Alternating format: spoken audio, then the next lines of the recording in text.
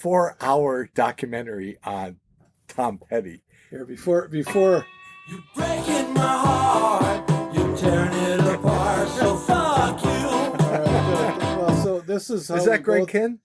That's Harry Nilsson. Can you believe that? Nilsson and Donovan are remarkable in they're chameleons, stand-up chameleons.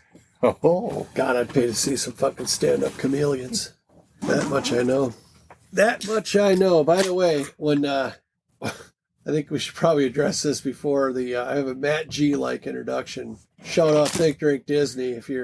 When you're done listening to this podcast, and please God listen to ours first and then theirs, but go over to Think Drink Disney and you'll hear what podcast professionals do. are you playing yours up too much now? I think I might be. I think, yeah, this is all.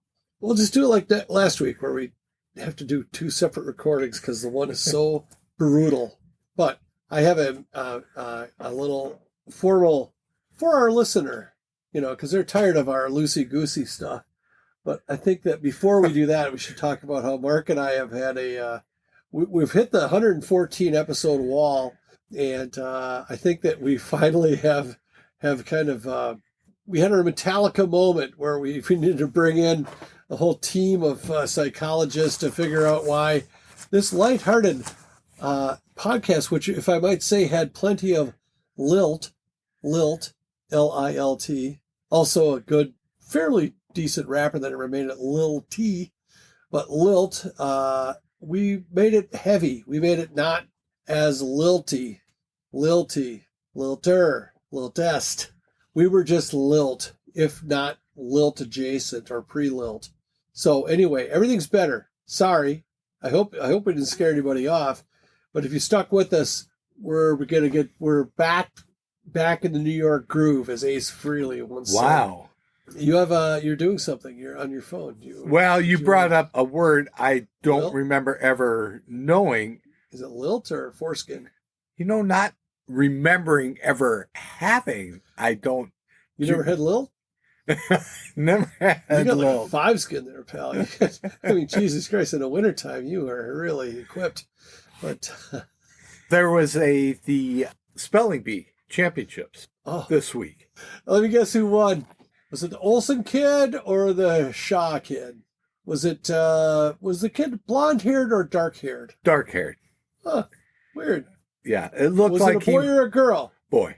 Actually, boys do better than that. You'd think. Not many girls win the spelling bee. But people of Indian origin tend to do quite well in spelling bees. The word was Love, Mark. It's pronounced love. yeah. That's why you struggle with it. Forgiveness? I don't know what that means. Compromise?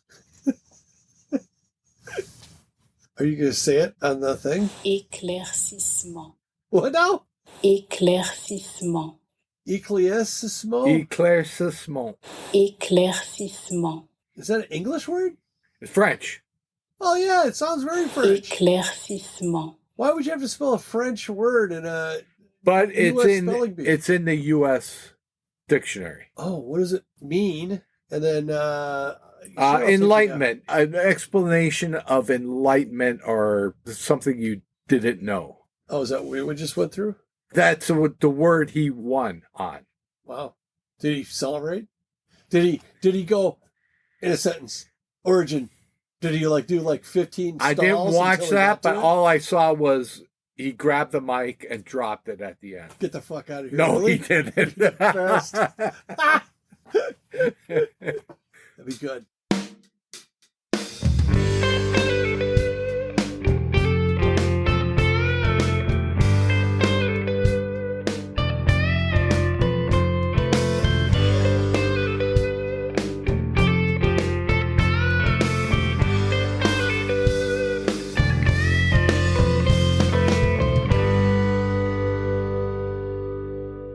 Welcome to the inner. Shit. Did you practice it in the mirror before? No, I work. Remember? See, I got the thing. Once I retire, then this podcast will look good. That's like 5 years from now. But anyway, welcome to another episode of the Ascertainers. And the Ascertainers are Mark and Jim. I am Jim, and I am the John Ford Coley to his England Dan. I am the Hawkwind to Mark's Motorhead. Hope you're doing well and off to coming off of a great week. This is going pretty well. I'm not reading this. We are locked, cocked, and ready to rock. Mark and Jim, two old friends from Minnesota with a dream, couple of microphones, and nothing else to do on a Friday night. Oh, that's what the ascertainers are. If you're new to the podcast, just sit back, relax, and you have to trust us because we're really good at this. As you can see by this new introduction, we are powered by Newts, which is... Can't read his writing. Which is, hold on, Apple? Oh, fuck, dude. Oh, sorry. We are powered by Newts, which is Apple Valley's premier hot, fresh popcorn, ice cold beer, fresh, juicy burger, and rarely fruitful pull tab boxes. They're our exclusive sponsor, which means that we only have one sponsor. Newts might sponsor other podcasts. We don't know. We didn't ask. We don't care. Tonight at Newts, I had the mushroom Swiss smash burger. Mark, what'd you have? I had the fish tacos. Costanza style? Yeah. Well, that was good because you have the option to eat it with a knife and fork or by hand. And is the whole episode over or just the introduction? I don't know. That was a shout out to, or an homage to Matt G. He makes it look so easy. Holy shit. I have work to do. I will never catch up to Matt G, who is going to be on soon-ish. So Hi, I'm Mark. My partner over here is Jim, who did the great intro. I'm holding my side cramp right now. I'm standing up, eating a orange wedge, and walking it off. Look how my arms are right now compared to last week. Last week I had my arms folded against my chest in rebellion, and now they're behind my head like a guy getting a drink delivered to him. Anyway, and thanks for joining us, everybody. That was a lot of fun. I do have to bring up on your write-up on this week's that we just dropped today. Yes. You put in there HBD, and I had no idea what that meant. I had to look it up. That's how old I am. Well, see, I thought you wouldn't want me to call out that it was your birthday because on account of how old you are. So I did HBD, which is a slang. I didn't know the slang, and I felt... What did you look up? What did it say? Did it say like hell? It just said for something? texting purposes, HBD means happy birthday. Okay, well, curious if our old-ass audience knows what that means. It's good. Indication? I'm glad somebody read the write-up. There. I always do. You do a great write-up. That's my pleasure to know that somebody read it. I'm going to just embed something that you won't get. Not a lot of links this time, but we did. I wanted to shout out our original theme music, by the way. I feel like, because when we record it, we don't play the theme music, so we don't realize that that's as much a part as every episode as we are. True. And there's not a lot of podcasts that have original theme music. You're right. And we are very lucky to have it. And I think that, boy, I mean, the older I get, the less I like to take things for granted. And I feel like we've taken Fiji and principally Alex and Paul for granted for the work they put into us being able to put that out. Yeah, we are blessed to have that. Blessed? I think so. I've never heard that come out of you. See, it's working. It's working. Mark's going door to door tomorrow to give away Fiji CDs. My skinny black tie and white shirt. Got a bike? I don't have a bike. Gotta have a bike. I can't come up on my motorcycle, can I? That would scare him away. Did I talk about Modern Family last time? So the motorcycle would be a tougher sell. Hey, man, there's kids starving in villages. Did I bring up Modern Family last episode? I feel like I might have. I think you did the Friday. The piece of crap one? Okay. I don't think on the Saturday. one that won't see the light of day. There's only, I think, 2 in our entire couple of years of working together. But there's I think it's episode 2, and I think it might even be called Bicycle Thief of Modern Family. Do yourself a favor. Season 1 of Modern Family is, I mean, I haven't watched a lot of like beyond the season 1 stuff. I've seen just kind of bits and pieces, and people, before I lost a little weight. I don't know if you can tell. I've lost a little weight since the start of the year. But when at my heaviest, I looked very much like Cam, the gay dad from Modern Family. who's hilarious. I love the association. But I've had people, like at Panaprog last year, a guy walked up to me at the info booth and goes, "Holy shit, you look just like that guy." And I was like, I get that a lot. He goes, "No, really, you look just like that guy." So I guess I got that going for me. And then he said Clint Eastwood. And I said, "The Gaz." Looked around me. I mean, you're talking to me, right? Is there another guy who looks like Ryan Gosling? Hell, I want to meet him. But from the Book of Fiji, we got to this. So Fiji is a band, local band that you'll be in select company if you go and listen to them, because I have a kid who is involved in some projects that are pretty deep underground. I don't know if that's how he wants it or just how it works out, but some of the music's good. I think Fiji's great. There's 2 links on the episode that prior to this one, I think it's episode 114. Those are a couple of my favorite songs off their latest effort. It's fun to hang around those guys. They're great musicians, and they're all good people. Yeah. It's a fun vibe. I think that's the thing with people get mixed up about musicians, is that they're just people. Like, they're people, and that's what they do. Just like you're a pilot. And it's like, yeah, a lot of these pilots are actually nice guys. It's like, bye. Oh, bad example. Well, let's talk about what I do. I can't really reveal what I do, but let's just say I shake it for the dollar bills. Sully, As played by Tom Hanks. like Ringo Starr, they're both serial killers. I think Spec. Oh, Speck, you're right. I didn't know we were doing Arizona Missions right away, but We aren't. I was watching Family Guy, and Quagmire was talking about Sullenberg. So that's why I brought that up. I don't know why I like Quagmire so much. I saw a clip of him, and have you seen that? It was must have been an early Family Guy where they were the guys they were at the Clam, or what's the name of that bar? They go The Drunken Clam. the Drunken Clam, and it was Joe and probably Cleveland and Peter, and Quagmire comes in and he's talking about something about, have you seen like the new swimsuit edition of Sports Illustrated? And so that thing is hasn't left my sight since it got here. And they're like, well, ever since the internet. And they were describing the internet to Quagmire, and he was like, what now? And they convinced him that, and then next scene is Quagmire's walking out of his house, Peter's in his driveway, Quagmire walks out in the robe with the beard, the half a beard, and his arms all jacked. just one of them, just his off arm where he would like kind of went to itch his head. Fucking Popeye arm. He's like, what do you mean? From the previous episode, we talked about how on Friday night of last week, we got a little, we drank more than we ate, and we kind of got a little lit up.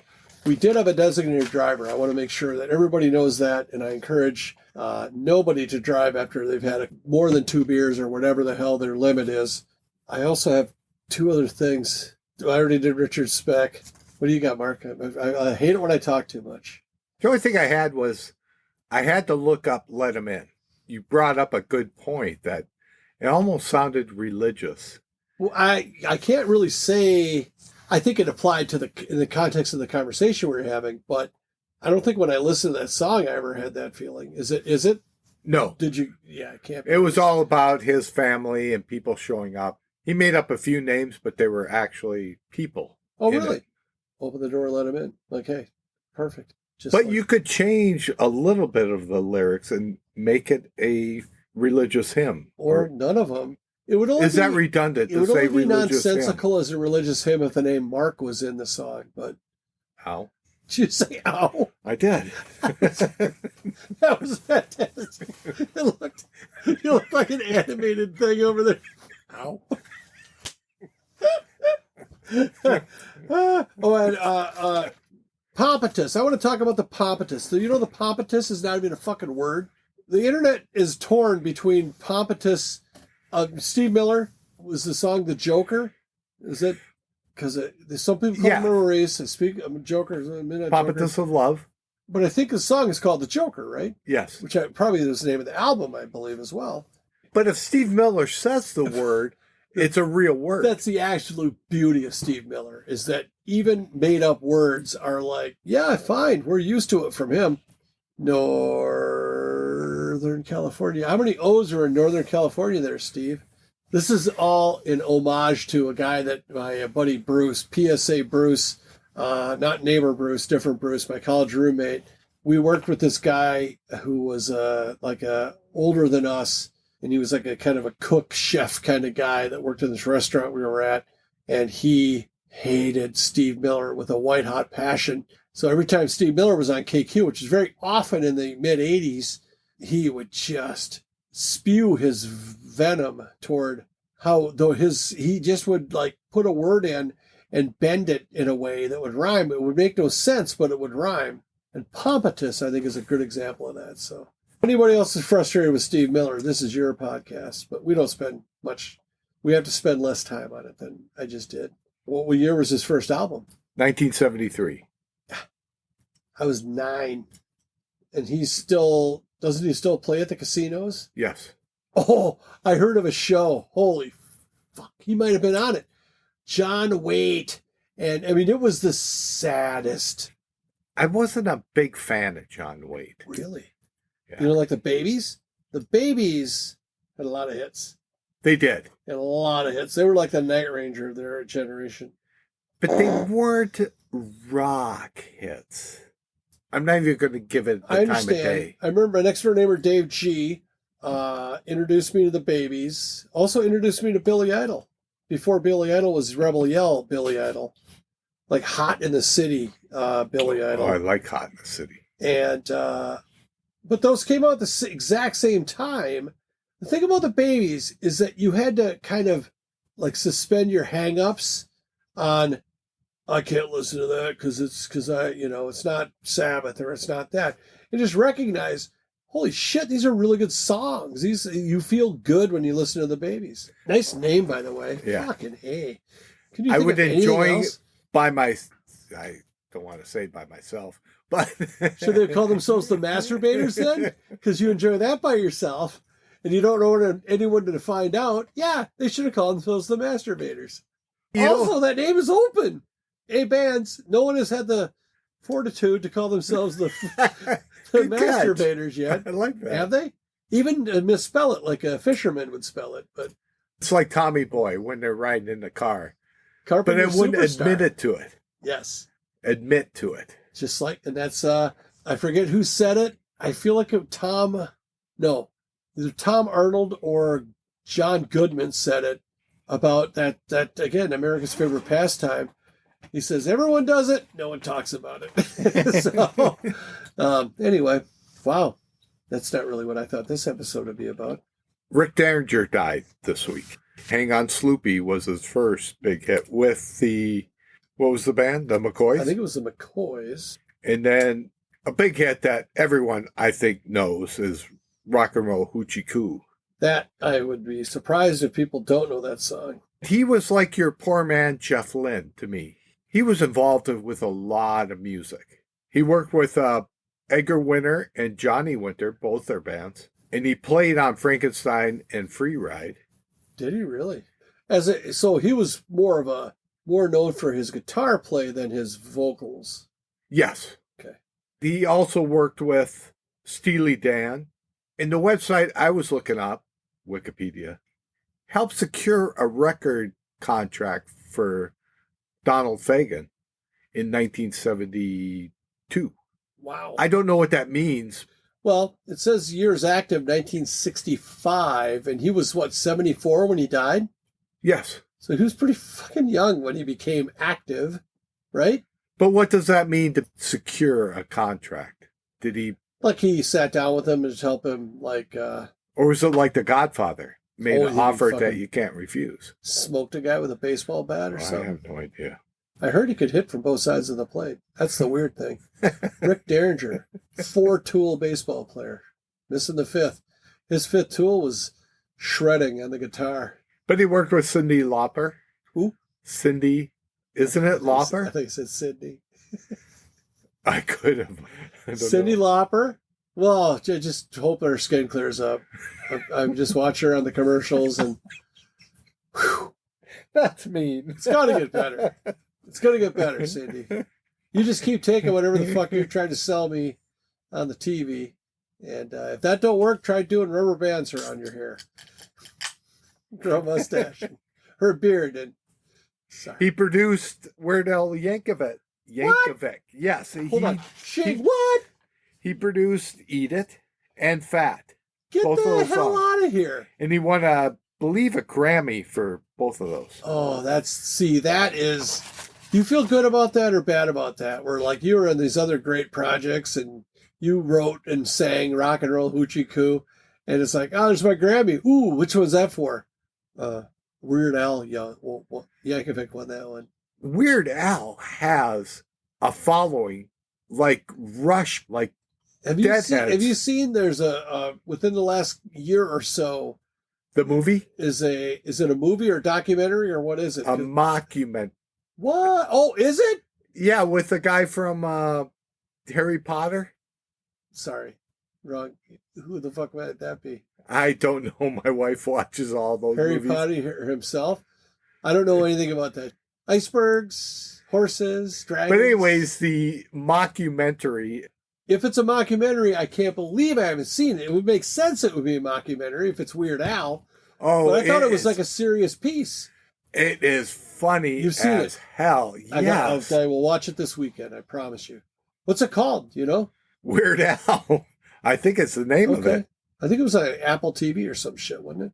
I can't remember what I watched. I feel like it was on something that I didn't subscribe to at the time. And I don't have subscribed to Apple, everything. so I did watch it. All right. And I'll then check it he out. also produced the WWF, World Wrestling Federation. When you say produced, I think that just means they put money into it, right? They don't like. I always thought when it said executive producer, that just means that you had a hand in corralling the investment needed to do the thing. Because I used to work when I worked at a bank, the son of one of the bankers, I call it upstairs because the commercial people were downstairs. Her name was Jean, and her son was the producer for all of the Coen brother movies. I go, what does that even do? And she goes, money guy. I'm like, oh, okay. I think producers of movies and music are different. Okay, could well be. Well, I was watching the Tom Petty Oh. documentary, Okay, you're right. and the producer was the one. The guy behind the soundboard. Yes. Well, there's like the sound engineer and the producer. Okay, which is different than in movies. My bad. So when he's a producer, that means he was in there turning knobs, sliding things. And they It's had like- the Hulk Hogan Real American. I don't know if I've heard it, but that's. Oh, the hell you have. I am a real American. If you've never heard that, do yourself a favor. Why do I want to rip my shirt? Dude, if you could rip that shirt, I'd fucking pay you $500 because that's a thick shirt. Also, long sleeves. What gives? It's hot out. Not that hot. Did you get a tattoo? A couple of them? The ascertainers. You would make it through the word ASC, and you'd be like, we're just going to call ourselves Ask. It hurt. He played guitar on Bonnie Tyler's Total Eclipse of the Heart. And of course, he worked with Meatloaf because we got to throw it in there every Thank you. That's going to be our thing. You know, there's some like painters that'll put something there's one that does a mouse in every. Oh, like on Yeah. the Playboy cover. They Yeah, always the have little Playboy bunny. Yeah. We'll do a thing. One of us will be naked, and the other one will say Meatloaf. That'll be it. And then we'll go to video. Who decides which is which? Whoever doesn't live here, Well, you're going to be very disappointed. gonna get you to move in yet, Mark. Just so you can keep your clothes on. And then he played with Ringo Starr's All-Star Band for 3 years. Oh, that fucking guy killed a guy. Ringo's All-Stars? How long has Ringo All-Star Band been around? Since about the day after the Beatles broke up. Or maybe before. 1989. 89? Yeah, 36 What was their years. Wasn't You're 16 technically Ringo and the All-Stars? That's not a Beatles song, is it? Also, that aged well, don't you think? You're Big. 16, you're beautiful, and you're mine. Oh, boy. That's all I had on Rick Derringer. Well, that was quite a bit. That might be one of the most concerted efforts, mostly uninterrupted by just gibberish that we've ever had, I watched Tom Petty Running Down a Dream. which is a documentary that is how long? 4 hours. Yes. I think it's done by Peter Bogdanovich, who's done like some like feature film type work. Wasn't he the mayor of Chicago? That's Rob Bogdanovich. Plago. That fucking guy. What is in that hair? I don't know. It's like a nest. Anyhow, he rebounded well. So I go, Mark, honest to God, if you watch that and you don't just have a new appreciation for Tom Petty, maybe, watch it and verify that I think that it's one of the best things ever made, and Tom Petty is one of the most like enduring and endearing rock stars. And he did. So in probably next week, we'll talk about that in depth. If you haven't watched it, go ahead and give it a watch. Do your chores first, because it's a longie. It is very long. And maybe like break it into two pieces like I did.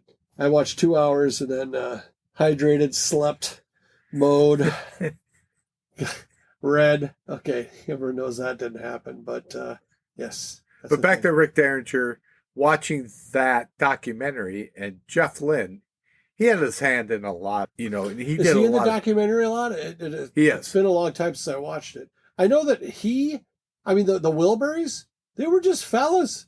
It's like, yeah, I remember, I think Tom Petty, this might be from the documentary, he goes, yeah, I remember Jeff Lynne. He showed up with Bob Dylan, and he had like a whole trunk full of ukuleles, and we were just sitting there playing the ukulele.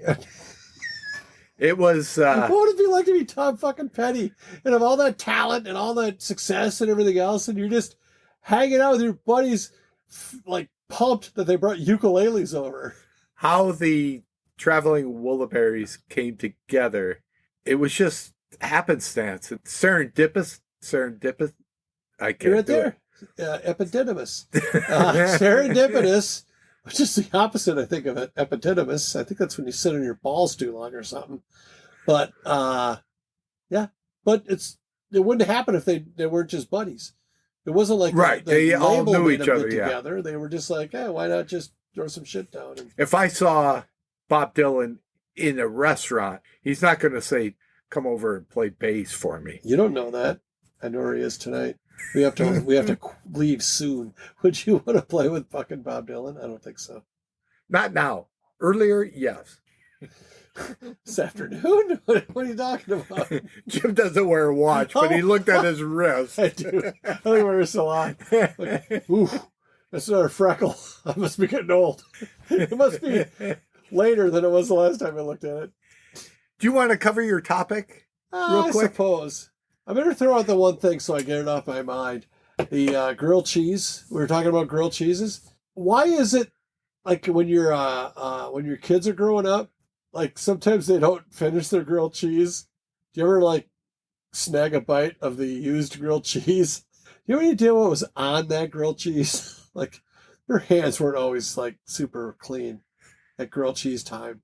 If it was lunch, dinner, we'd make them wash their hands. But if we went out to a restaurant, I finished everybody's meal. Did you really? Oh, yeah. I'm not going to leave food. Well, I felt like kind of like, I wonder why I got fat. And it's like, I'm eating. The kids are skinny. I'm fat. I wonder if it's because I'm eating more of their food than they are. But it wasn't like I was taking it out of their hands. They would always be done with it. I was kind of like John Goodman a couple of times. How's that? Oh, it's another Family Guy where he's eating and he won't let his family eat. Shut up, Donnie. Sorry, I've referenced Family Guy 3 times tonight. That's Family Guy's getting a pretty good run here tonight, and I did the Big Lebowski. I'm kind of abhorrent to the word "shut up," but wasn't his name Donnie? Steve Buscemi's character in the Big Lebowski. I don't remember, but he did say "shut up." He was always just telling him to shut up. Shut the fuck up, Donnie. So anyway, all right. The topic I want to do tonight was and I came across it when listening to remember the one guy said the rock expert? You're right. The geologist. Music, not geology, exactly. Or geography either. Or geometry for sure.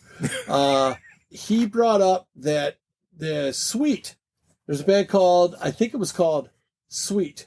Or was it The Sweet? Fuck. Sweet. They had a song called Fox on the Run. And it's a dang catchy tune and everything else. But then he brought up, and I was hoping I would rely on you for this. I'm going to ask you a question. I don't know if you know the answer to it. I'm pretty sure you do.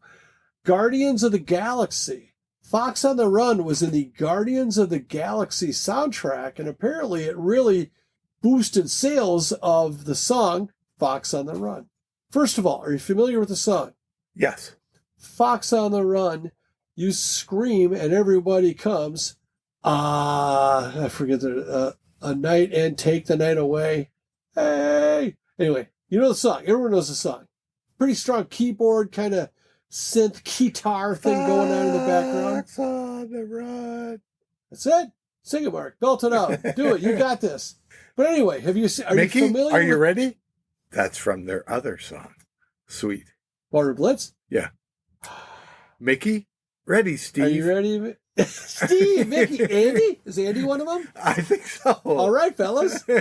Let's go. Go. See what I did? I did the thing. I moved my head. You did. It's like You were falling. It's like Doppler. Gun. Any Strange Brew, the record fans would get that reference. I know that one Alex D from the Fiji fame, he's standing up and saluting right now. He's probably, all of his organs are full of blood. I was confused about the topic Which that you were mentioning because I can bring up a lot of songs that were in movies that revived people's interest in a band. Yes. Well, I have a couple examples. One is not in a movie, but I think the other ones are actually very much so. So what was your take on it? I picked Walk This Way with Aerosmith. That's the one I have that's not in a movie. And that revived Aerosmith because they were going nowhere. And then they did that with Run DMC. And then they were belting out hits. It kind of set the table for, I think it was Permanent Vacation was the next. I think you're right. Like they went from, I don't know what their last hit was, but they put out an album or two that there was Night in the Ruts. If you're not familiar, I can't think of one hit. There's a couple songs I really like from that album. I think I got it as one of those Columbia House, you know what I mean? It was I got better listen to it. I own it now.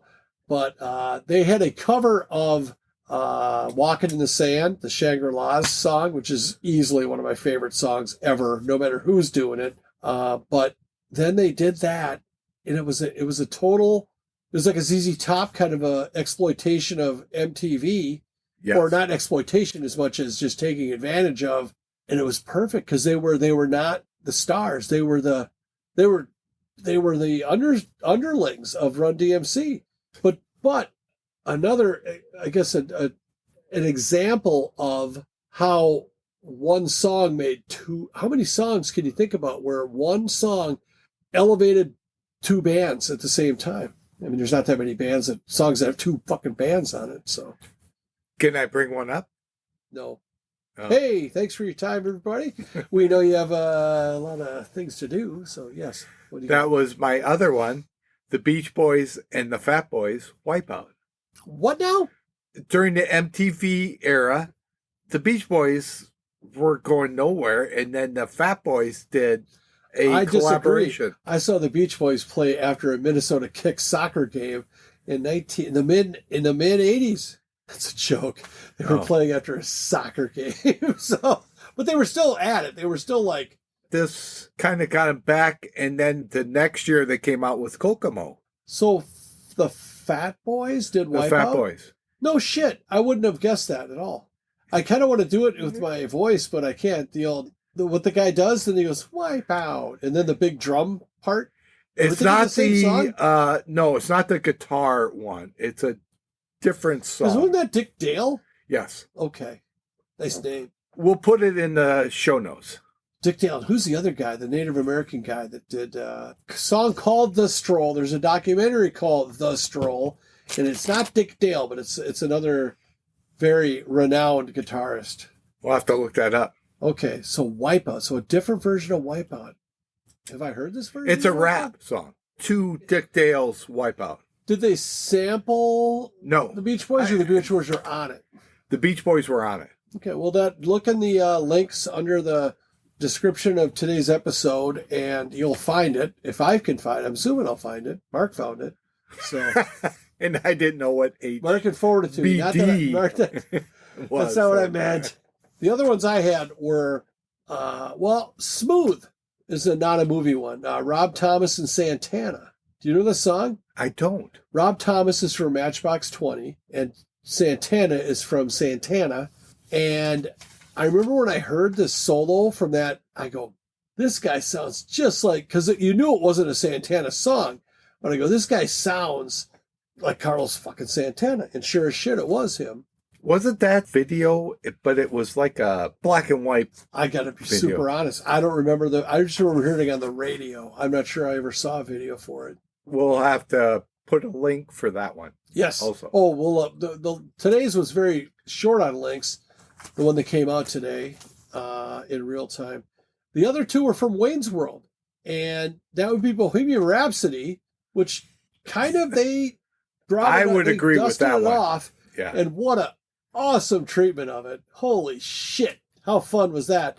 And then Dreamweaver. And did you know they did there's a separate version of Dreamweaver that's on the Wayne's World soundtrack than the one you heard on the radio.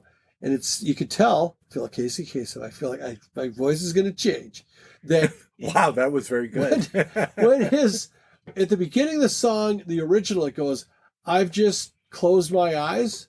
And in the Wayne's World soundtrack one, for some reason, it goes, I have just closed. I don't know if he did that, like, so he could cash 2 checks or what, but. Is it in the original Wayne's World or Wayne's World 2? I feel like it's Wayne's World. It could be. I don't remember that one being in there. I'm pretty positive it's, well, errors and omissions for next time. Either way, Gary, you're right, who was more prolific than you think. I think he had 3 songs. At that, he had My Love is Alive, and there's one other one that's very recognizable. But if you bring up Bohemian Rhapsody, most people now, they go back to everyone singing in the AMC Pacer. Like to our kids, that's probably, yes. their introduction to it. It's so good. When he does the thing with the drum, the drum accent. Mike Myers. He's kind of resurfaced. He's the Elon Musk guy on SNL. And of course, Elon Musk is gone now because he's out of the government. I mean, remember that was the end of the world and then it wasn't. So anyway. We were at golf and the new Tesla Y was in the parking lot. And I wanted to show Jim the rear lights. And Jim was, I think, very nervous because he goes, you know, they have cameras. I wasn't going to key it or anything, but I was just trying to show him that the rear light reflects down. But then I thought about it afterwards. I go, God, I hope nothing happened to that car. Oh, I honestly, that was a further thing from my mind, but I just generally stay away from brand new cars just in case, you know, There are so many cool things on that. nick it or ding it. Cool. What's one of those cost you? That one is not that expensive. Maybe $45,000 for a new car nowadays. I think if I added up the total of all the cars I've ever driven, it's less than 80. I'd buy used ones. Yep.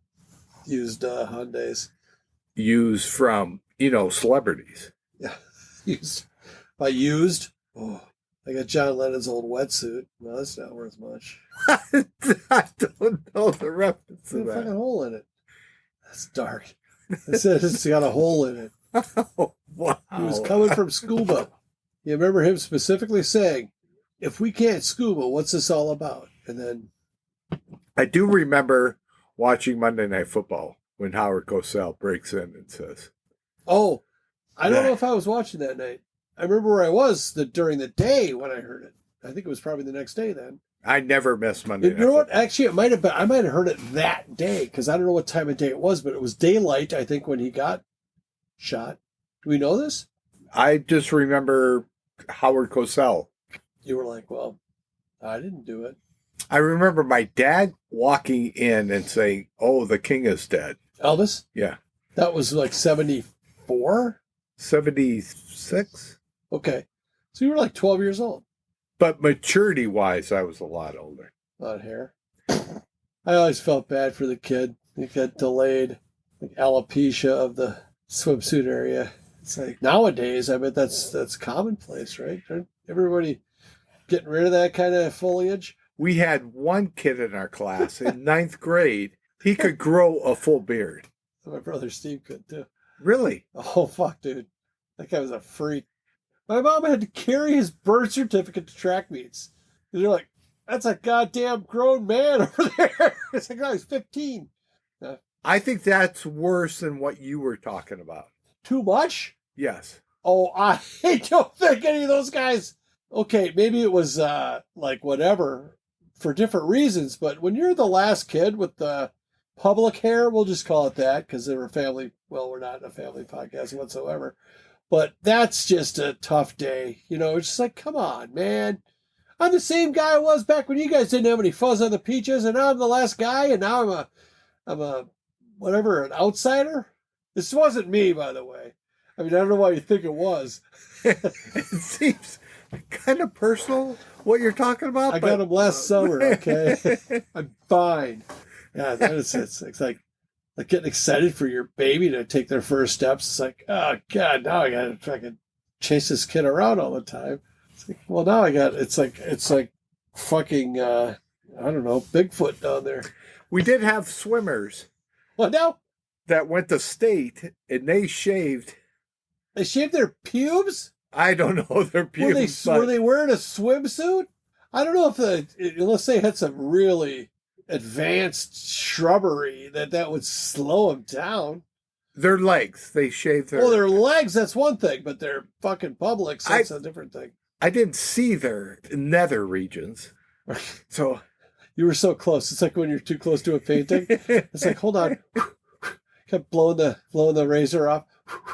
Okay, there we go. I think we got it. Oh, no, there's a little bit back there. Turn the fan on. Let's see if there's anything moving. Unfortunately, growing up, my top half Oh, my God. This was is so good. Native American, but I had such French legs that in 8th grade, my legs were super hairy.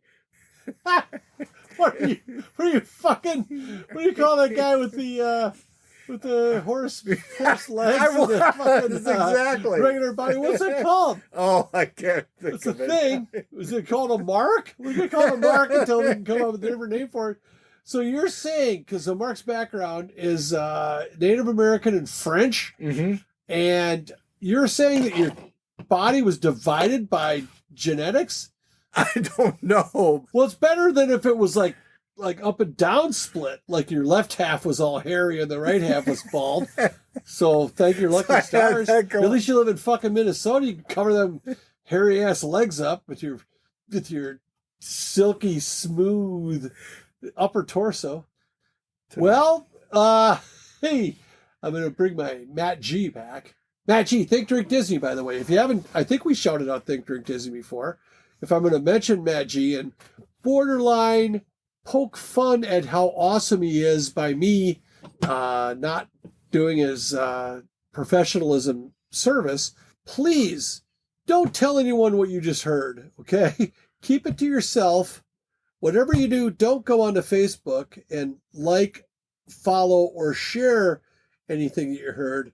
I mean, whatever you do, don't do that. Mark, see what I'm doing? I do. Is it going to work? No.